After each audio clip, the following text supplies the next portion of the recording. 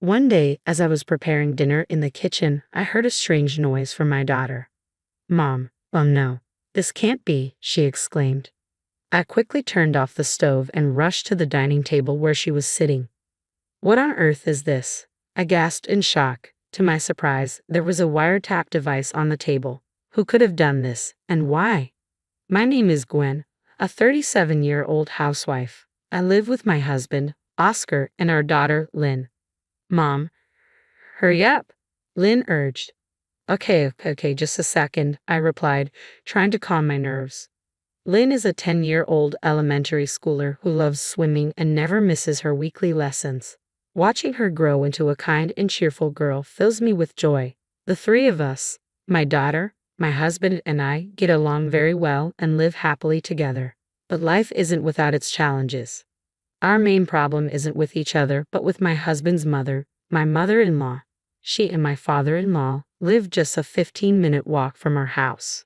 My mother-in-law dotes on her son and has always been uncomfortable with the idea of him not living by her side. At one point, she insisted that we move in with her. She was relentless, but I was determined to maintain our family's independence.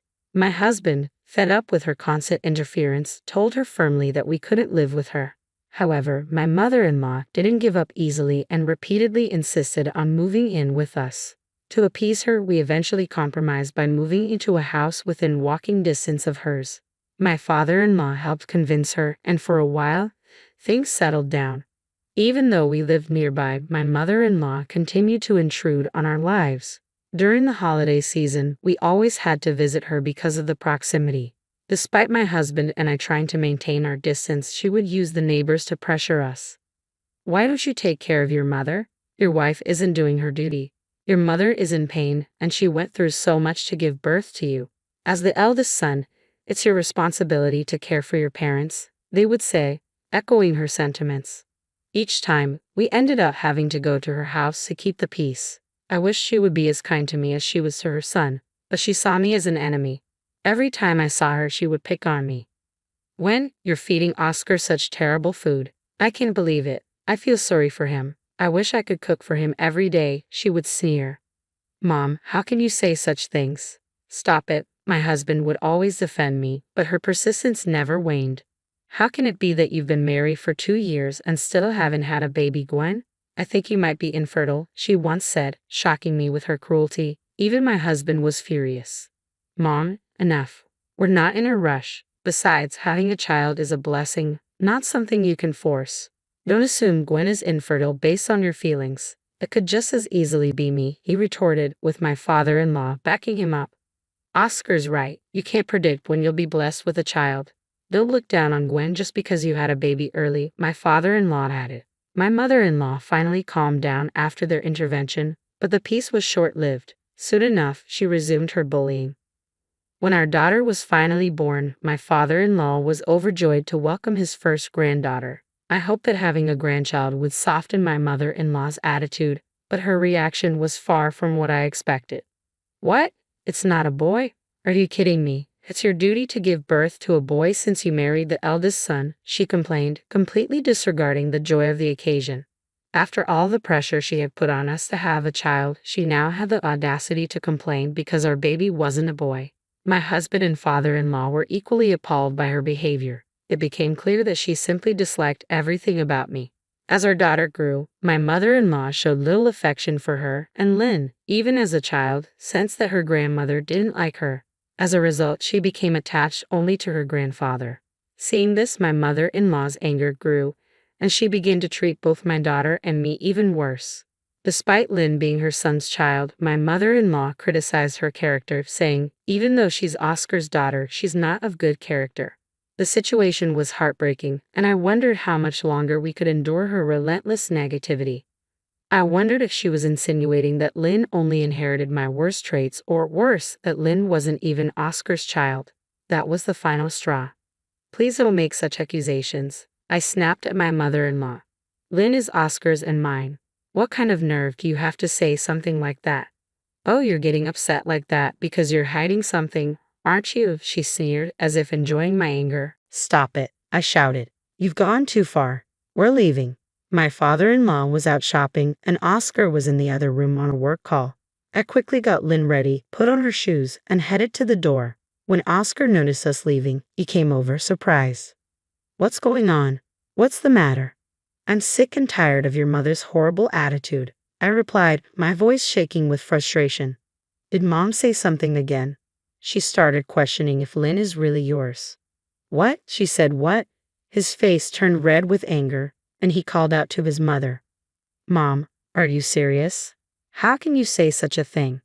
But she didn't even flinch. I just said what I thought. "Oscar and Lynn don't look alike." "Are you kidding me? We're leaving and we're never coming back." Oscar grabbed his things, put on his shoes, and we left the house, heading home in silence. "That was ugly," he finally said as we got inside. "How insane is she? Does she have any morals at all?" I sighed. "Lynn's just entering a sensitive age. It's terrible that your mother would say such disgusting things, planting negative thoughts in her head." A little later, my father-in-law called Oscar, asking why we left. When Oscar explained what happened, his father was appalled and promised to give my mother-in-law a stern talking to. But despite their anger, my mother-in-law never stopped bullying me. I was sure she continued to find ways to annoy both me and Lynn. One evening, Oscar turned to me and said, "Let's stop going to my parents' house." "What? But what about the neighbors? They'll start saying things again, telling us to be good to your mother." "Then ignore them. The neighbors are just strangers. We don't need to care about their opinions." He was right, and I felt reassured. My mother-in-law might be good at manipulating the neighbors, but as Oscar said, we just needed to ignore them. We used to feel guilty every time one of the neighbors criticized us, but now I didn't care what the outside world thought. We were united as a family, and that was all that mattered. After that, we stopped visiting my in-laws. My mother-in-law tried contacting Oscar, asking why we hadn't come over, but we stood firm. We were done letting her control our lives. I couldn't fathom how she even managed to contact him like that in the first place. Did she not realize she was the cause of all this? Or did she simply want to see her son, knowing full well she was doing the worst possible thing? Regardless, we were resolute. We would never go to my in-laws' house again, and we certainly wouldn't allow my mother-in-law to come to ours. As we started living like this, the neighbors began to meddle, offering their unsolicited opinions. But I didn't pay them any attention anymore. I would politely thank them for their concern and pretend to listen, but inside, I was completely indifferent. Thanks to this newfound distance, we were finally able to live peacefully for a while. My daughter no longer had to see her mean grandmother, and she seemed happier every day. I found myself wishing we had cut ties with my mother-in-law much sooner. By the way, my father-in-law never did anything wrong, so we still met him for dinner occasionally without my mother-in-law's knowledge. My daughter adored her grandfather and loved these dinners with him. We were enjoying our lives and spending happy days together. But then something unexpected happened. One day, as I was preparing dinner in the kitchen, I suddenly heard my daughter make a startled noise. I wondered what she was up to, but I was in the middle of cooking and couldn't step away. I decided I'd ask her about it later. "Mom, I can't get it off," she called out, sounding surprised. "What's going on, honey?" "Come see this. Hurry. I'm putting the pot on the stove. Just give me a moment." "Please, just come," she insisted. Sensing her urgency, I turned off the stove and hurried over to the dining table. What is this?" To my shock, there was a wiretap sitting right there. "Who did this, and why?" I whispered. "Mom, this can't be happening." My daughter was starting to panic. Quickly, I covered her mouth and typed a message on my phone. "Don't say anything. We don't know who might be listening." She nodded silently, understating the gravity of the situation. There might be other wiretaps in the house, and we had to be careful. I stepped outside and called the police. When they arrived and conducted a thorough search of the house, I learned something truly shocking.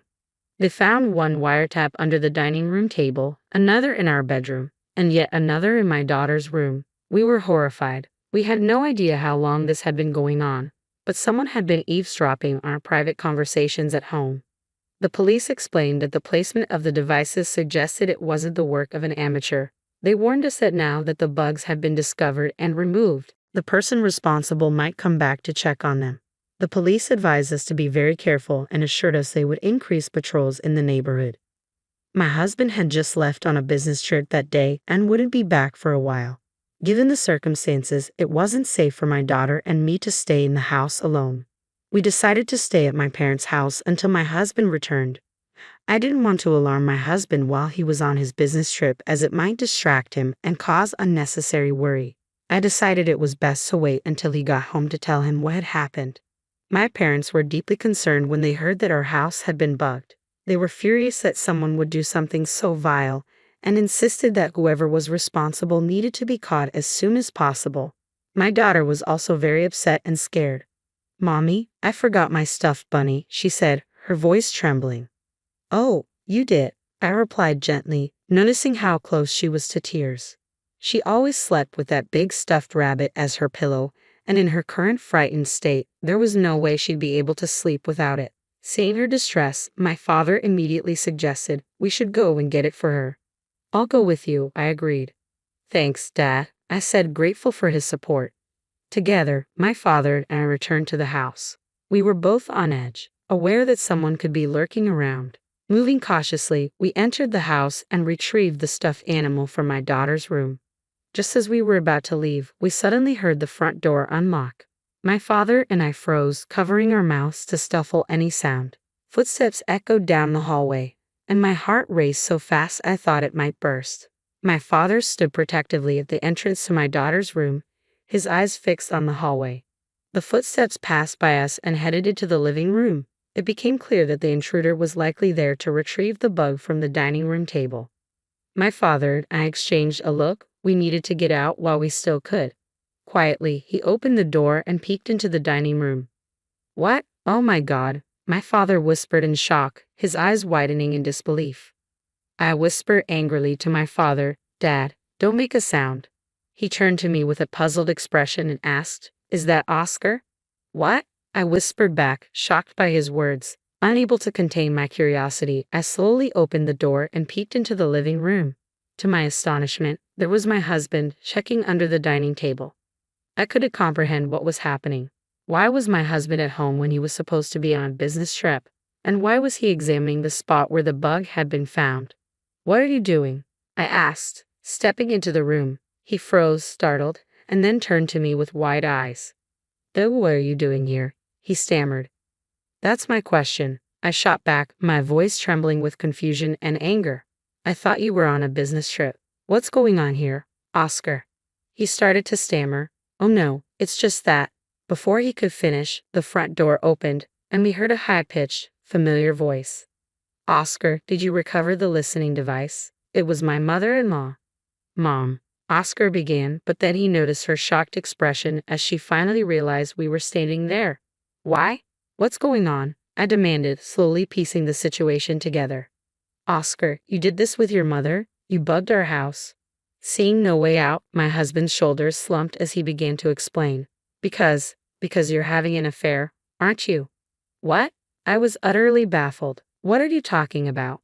"The neighbors. They said they saw you with some guy, walking around, letting him into our house during the day, and even going into a restaurant together."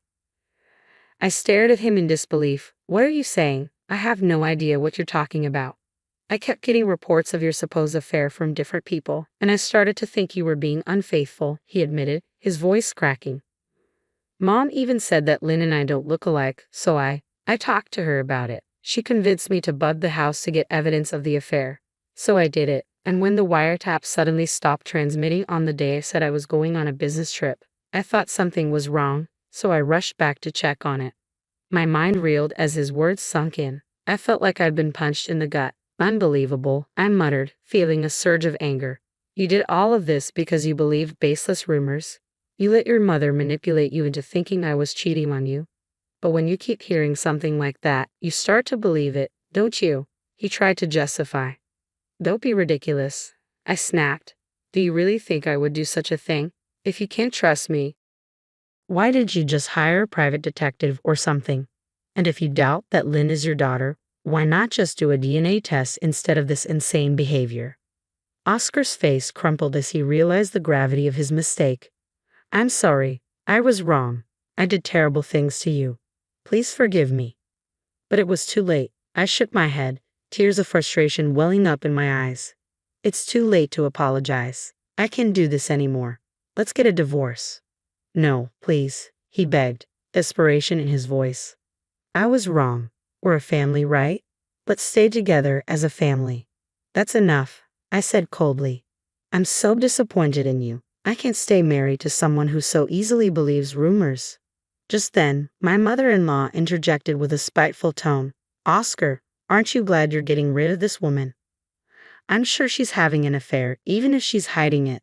You should get rid of this woman and her daughter once and for all and find someone new, my mother-in-law spat out, even in the middle of such a tense situation. Before I could respond, my father stepped in, shielding me. Why would the neighbors lie like that? Did someone make them say it? What do you think? He stared intently at my mother-in-law. She flinched but quickly retorted, I don't know. Why should I know? My father didn't back down. If this is all based on lies, then it's a serious issue. My daughter could sue the neighbors for slander. That's right, he continued.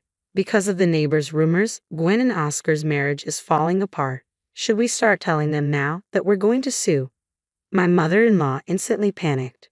That's too much. They were probably just joking. My father pressed on. A joke? That's even worse. They should be held accountable. Why not?